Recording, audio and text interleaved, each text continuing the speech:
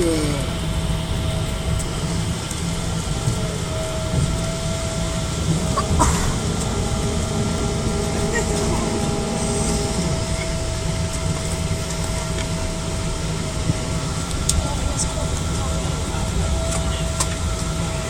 behalf of the captain and our crew, welcome to London Gatwick for the local times approaching 4:59 in the morning.